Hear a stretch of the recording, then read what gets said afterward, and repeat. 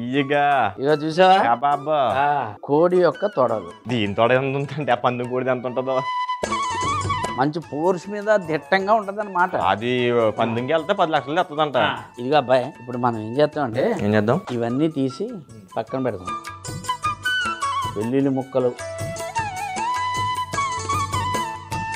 అల్లం వెల్లుల్లి పేస్ట్, ఇది కట్టి పెట్టిన పెరుగు. కట్టి పెట్టిన పెరుగు ఏంటి? ఏం లేదురా, బట్ట పెట్టి ఉడకడతాం కదా, నీళ్ళంతా పోతాయి కదా, ఆ పైన ఉంటది కదా, దాన్ని కట్టి పెట్టిన పెరుగు అంటే. ఇదేమో పచ్చిమిర్చి పేస్ట్ తెలుసు. ఇప్పుడు మనం ఏం చేస్తామండి అబ్బాయి, 2 స్పూన్లు ఉప్పు అబ్బాయి, ఇందులో గరం మసాలా, ధనియాల పొడి, జీలకర్ర పొడి, ఎండుమిర్చి, పచ్చిమిరకాయలు పేస్టు, కట్టి పెట్టిన పెరుగు. ఇది వెల్లుల్లి పేస్ట్, జీడిపప్పు పొడి, వెల్లుల్లి ముక్కలు, తర్వాత అల్లం వెల్లుల్లి పేస్ట్,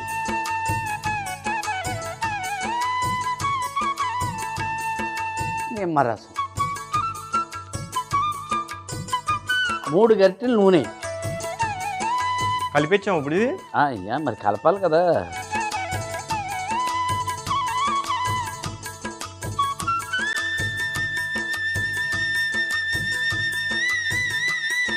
అరచేతితోటి బాగా కలిపి మొత్తం అంతా బాగా మిక్స్ అయిపోయిన తర్వాత కోడికి పట్టించాలి. కోడి ముక్కలకి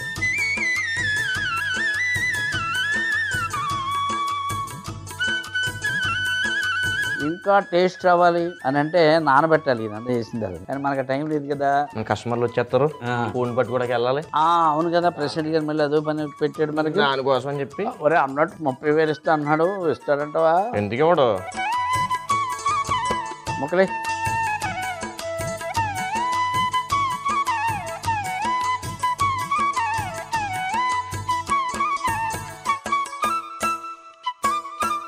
ఈ 5 ముక్కలు ఇలా పరిచిన తర్వాత మూత పెడతాం. వేగిన తర్వాత అటు ఉడికిన తర్వాత మళ్ళీ అటు తిప్పి మూత పెడతాం. మళ్ళీ కొంతసేపు 2 అయిపోతుంది. వెల్లుల్లి కోడి కబాబ్ రెడీ అయిపోతుంది. లేట్ ఎందుకు మరి? పోనే వేసి పెట్టానా నేనే పెట్టి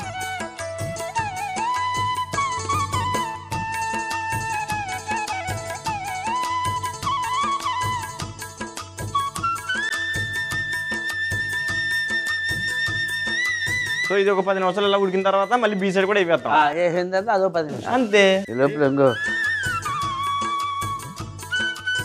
వెల్లుల్లి కోడి కబాబ్ రెడీ.